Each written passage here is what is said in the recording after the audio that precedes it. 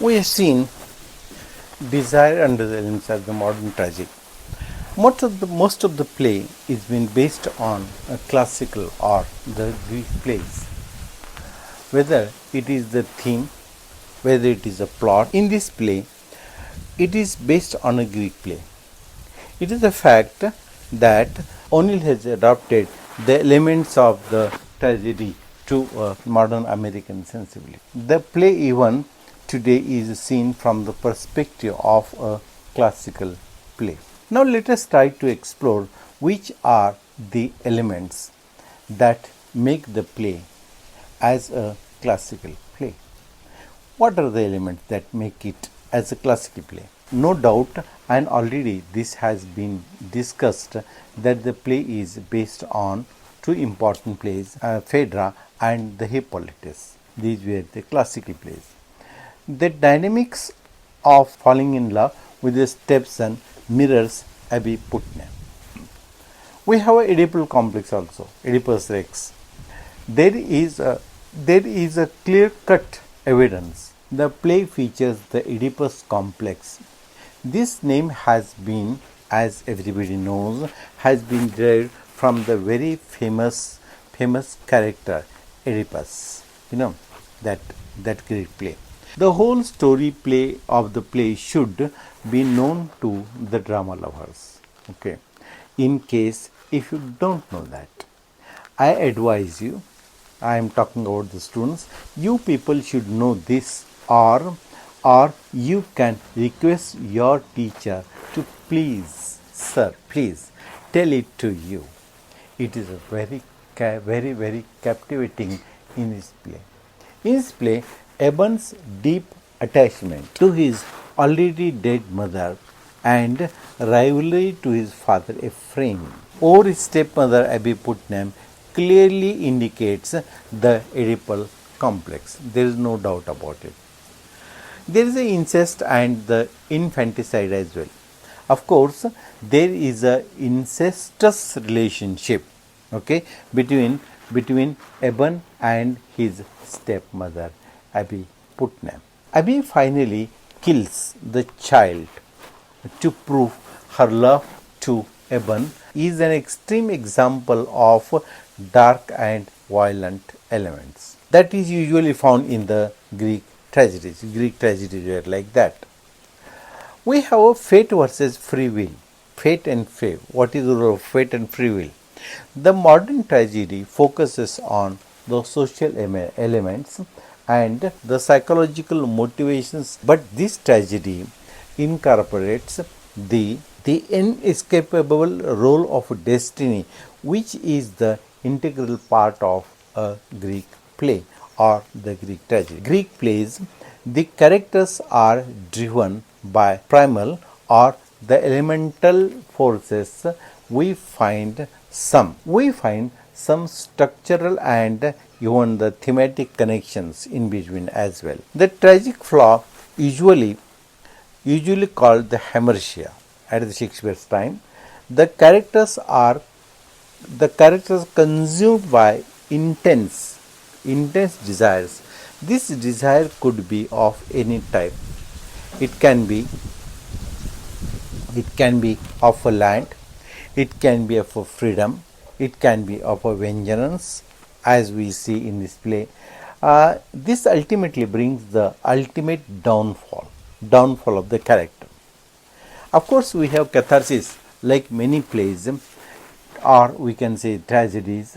The play evokes the emotional response that is of pity and fear. It ultimately leads to the catharsis. The characters therein go through a severe and inevitable consequences. Of course, chorus is the integral part of the Greek tragedy. The two elm trees standing overhead the house, which are vividly described by O'Neill, they are very vividly described by the O'Neill, are just like the chorus in the Greek tragedy. They are like the unspoken human beings which are present there.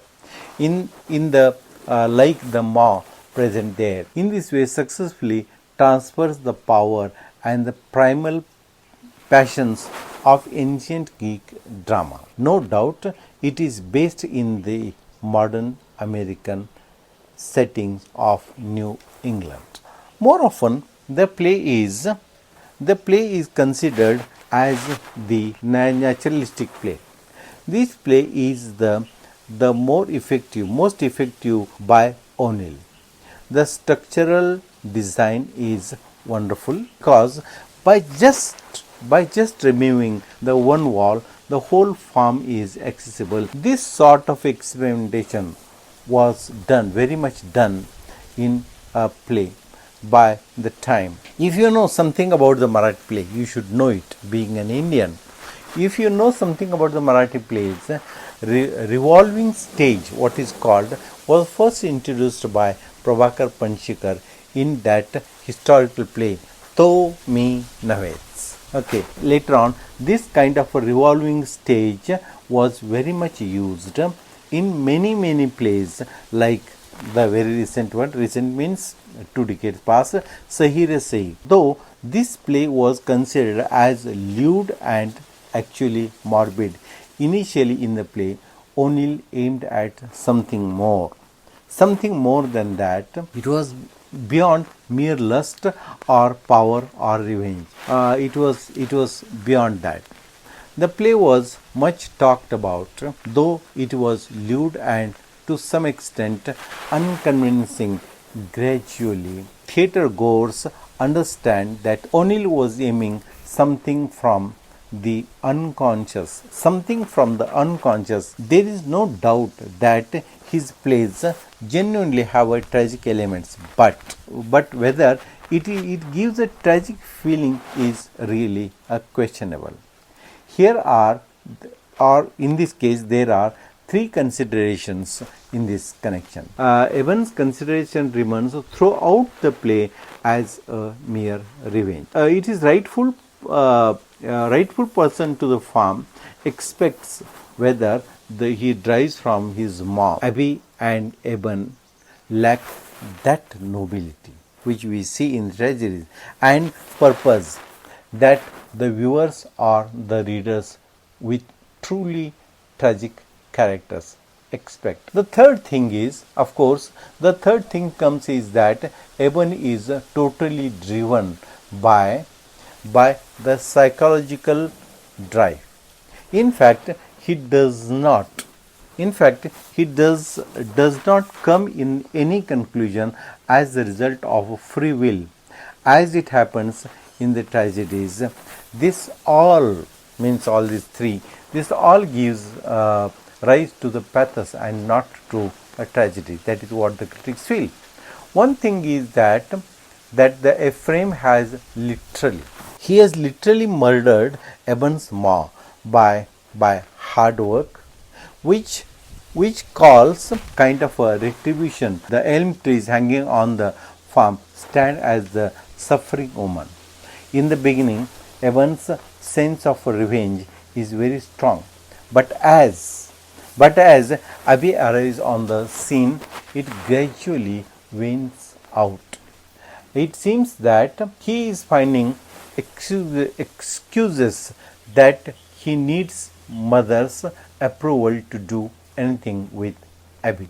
That could be very much seen. The dialogue between Abbie and Eben clearly shows that the Abbie is almost like a mother to him. That makes Eben happy and convincing too. The tragic outline of the play, according to many critics, is less than a tragedy. It is with the middle class theatre goers of O'Neill. O'Neill really suffered, be it a court matter of the Los Angeles. It was because of the middle class. It was literate American middle class that upheld the tragedy and made it what it is today. Eben is actually caught in the whirlwind of the emotions. He is broken and he is hearted for the loss of his son. Abbie has killed that infant in the cradle itself. But his love for Abbie remains as it is. He tells that he wishes to go to the jail and even die with her. Desire under the Elms alludes the ancient Greek legends and the contemporary Freudian theory on the psychology that was very much popular in the 20th century or in the beginning of the 20th century. The last words of the sheriff, I wish I could have won this farm, tells that the farm symbolizes the possession and the greed that the people have. It no doubt is a great reading and watching too. Did O'Neill intended to be a neurotic mother lover? The characters of Eben, Ephraim and even Abbie, roughly correspond to the Greek plays. No doubt.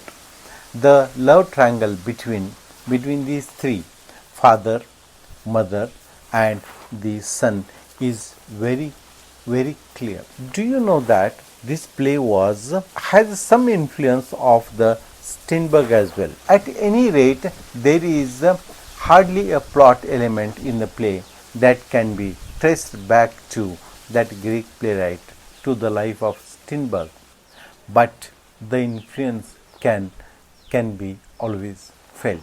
In this connection, a Strindberg play, The Son of a Servant, can be seen in this particular case. Theme-wise, the play is a lustful and romantic as well, or it is a romantic story. The natural world is extremely important in the play because it allows the natural flow easily through the character. The old Cabot is so much religious that he considers the whole farm is a church that he has built on the rocks. Likewise, innumerable things can be said about the play, but I think this much is okay for our students. Right now, take care. God bless you and me as well. Subscribe.